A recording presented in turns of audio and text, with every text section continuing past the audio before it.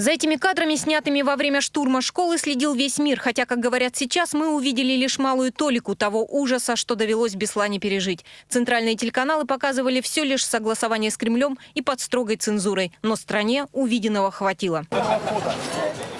Томск в эти дни должен был праздновать 400 лет. К этому празднику готовились долго и основательно. Огромная программа была расписана по нескольким площадкам. 3 сентября на этих площадках собрался народ. Многие о том, что в Беслане погибли дети, и еще не знали. Губернатор Томской области и представитель президента в Сибирском федеральном округе собрались на экстренное совещание. Решали, что делать. После часа ожиданий губернатор объявил: праздничные мероприятия отменяются. Решение далось нелегко. Неизвестно количество, но уже известно, что жертвы. И наверное, жертв немало. Поэтому именно поэтому мы принимаем такое решение. Через несколько дней по всей стране прошли антитеррористические митинги. В Томске митинг собрал несколько тысяч человек. Это общий порыв.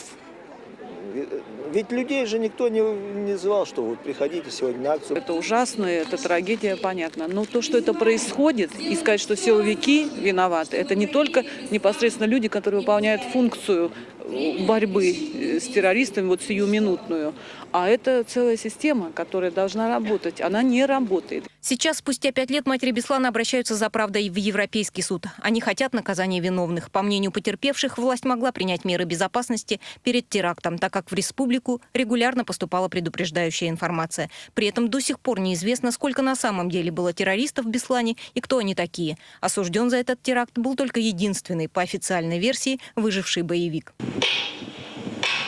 В сентябре прошлого года Всероссийская общественная организация «Голос Беслана» потребовала международного расследования теракта. В руководстве организации подчеркнули, что решение обратиться к международному сообществу было принято в связи с отсутствием объективного расследования в России и отказом следствия привлечь к уголовной ответственности высокопоставленных чиновников.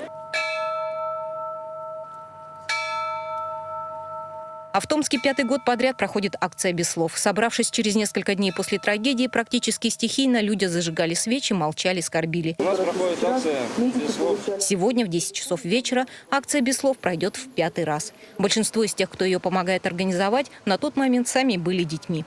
Но тоже не отрывались от выпусков новостей и помнят. Даже стреляли детям в спину, когда они выбегали, пытались куда-то пойти.